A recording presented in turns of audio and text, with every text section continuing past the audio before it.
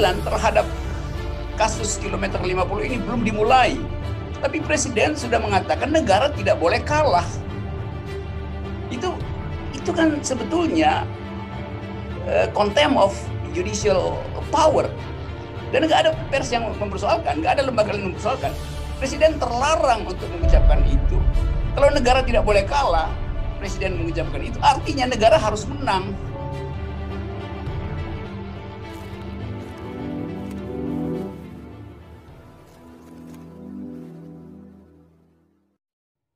Oke, selamat malam. Saya ikuti ujung kalimat dari Fathia, dan yang ditekankan adalah Kontras akan mendukung perspektif Komnas HAM. Saya mau coba tafsirkan itu. Apa artinya mendukung perspektif Komnas HAM? Komnas HAM itu satu-satunya lembaga yang diberi mandat oleh civil society untuk menjaga hak asasi manusia. Jadi dia nggak dapat mandat dari negara. Dia dapat mandat dari reformasi, dan reformasi itu adalah civil society. Pada waktu itu reformasi upaya untuk melucuti negara yang tukang bikin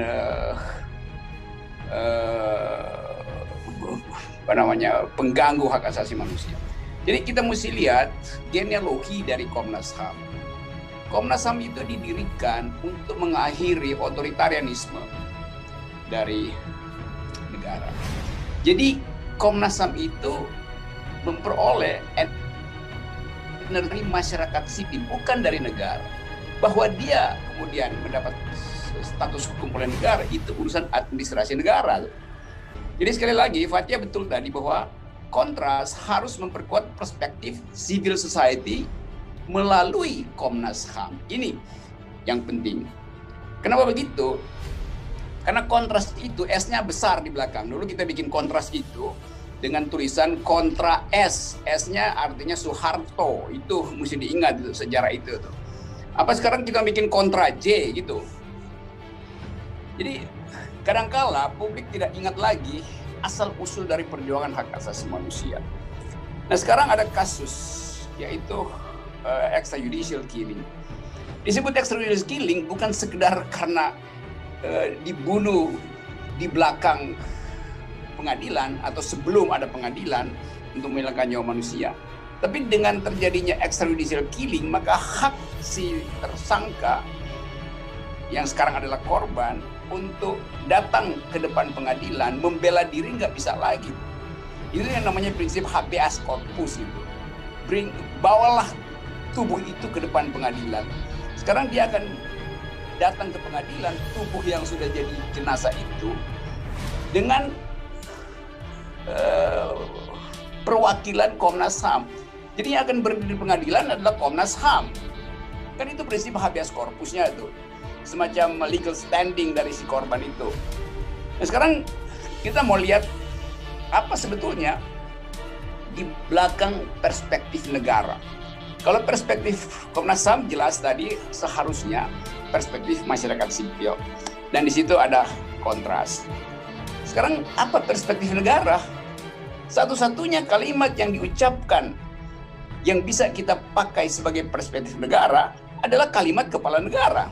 Apa kata kepala negara yang namanya Presiden Jokowi? Beliau bilang begini, negara tidak boleh kalah.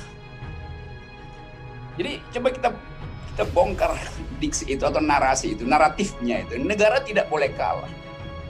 Pengadilan terhadap kasus kilometer 50 ini belum dimulai. Tapi Presiden sudah mengatakan negara tidak boleh kalah. Itu kan sebetulnya contempt of judicial power. Dan nggak ada pers yang mempersoalkan, nggak ada lembaga yang mempersoalkan. Presiden terlarang untuk mengucapkan itu. Kalau negara tidak boleh kalah, Presiden mengucapkan itu, artinya negara harus menang. Jadi dari awal negara ingin menang dalam kasus ini. Buat apa ada pengadilan kalau negara tidak boleh kalah? Padahal negara sering harus dikalahkan karena melanggar hak asasi manusia itu. Jadi logika ini yang luput dari skrutinisasi para pakar, ilmuwan segala macam. Kita mesti fokus pada keterangan dari Presiden Jokowi. Negara tidak boleh kalah, hanya itu yang dia ucapkan terhadap peristiwa kilometer 50. ini yang saya mau bongkar cara berpikir itu. Kalau negara tidak boleh kalah, pertanyaannya yang harus kalah siapa? FPI, rakyat, kontras, mereka mesti kalah. Boleh nggak mereka kalah? Boleh. Di mana dikalahkannya? Di depan pengadilan nanti, bukan di depan mic istana yang udah diucapkan negara tidak boleh kalah. Jadi bayangkan misalnya hal yang sangat sensitif semacam ini yang mengganggu akal sehat kita dalam soal human rights, demokrasi, itu diucapkan dengan cara yang enteng oleh Presiden Jokowi, negara tidak boleh kalah. Dan istana nggak koreksi itu. Lalu tokoh-tokoh hak asasi manusia yang berkumpul di KSP itu kemana? Jadi gagu, jadi gugup.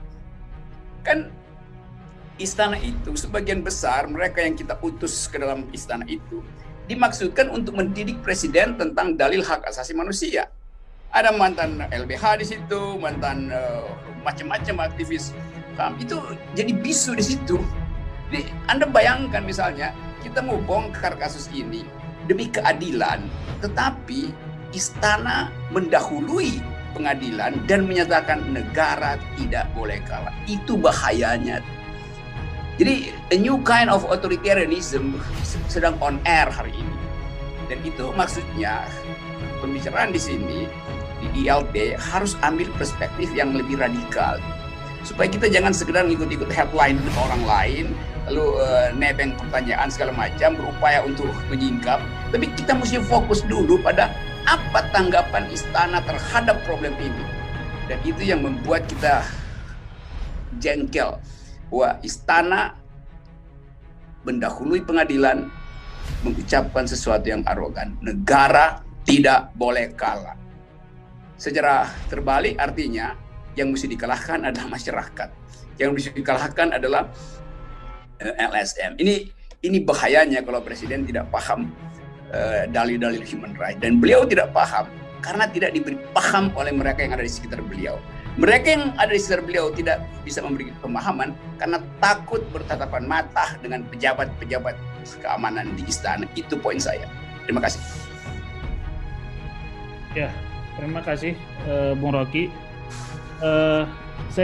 Kita juga mungkin bingung ya kenapa presiden sampai harus memberikan pernyataan negara tidak mungkin kalah. Padahal ini bukan isu masalah. Bukan negara. Tidak mungkin kalah, nggak salah.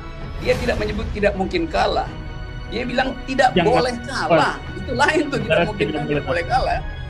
Betul, karena ini sebenarnya bukan konteks tidak ada yang melawan negara. Ini adalah konteks adanya terbunuhnya 6 nyawa rakyat Indonesia gitu.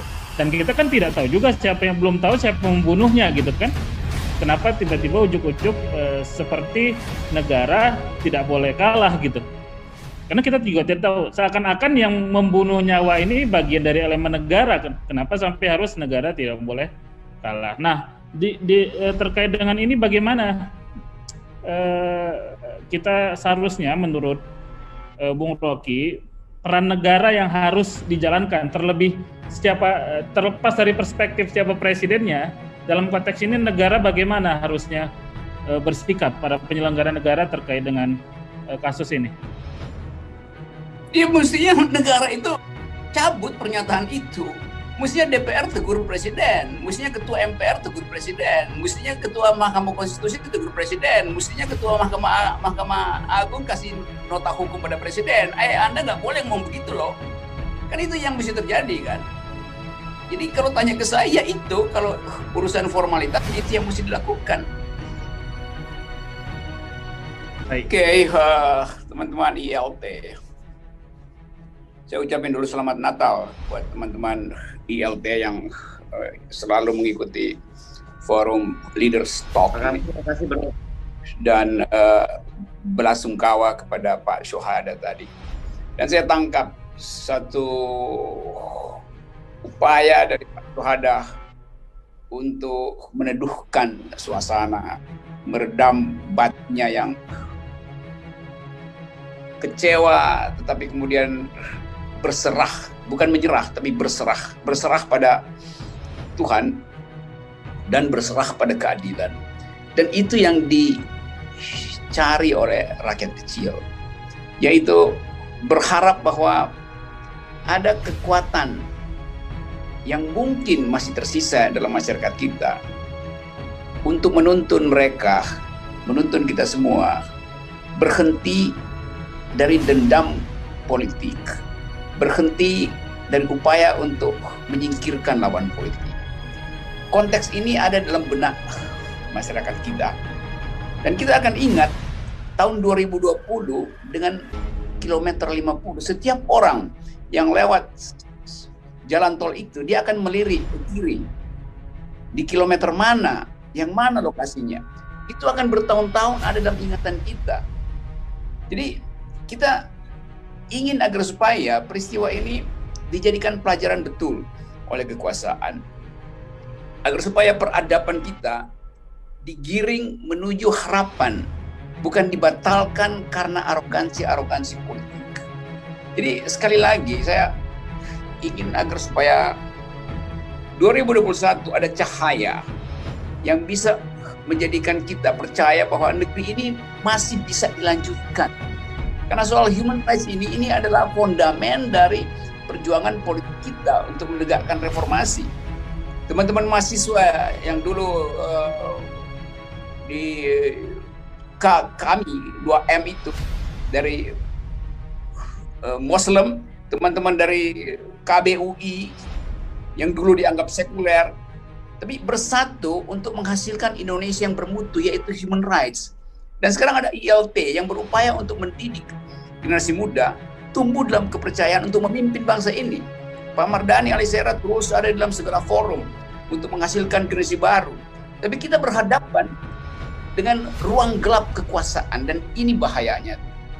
Nah, kita ingin akhiri tahun ini dengan mengingatkan, terutama pada negara, bahwa jalan menuju hak asasi manusia itu tidak mungkin digelar di atas karpet merah.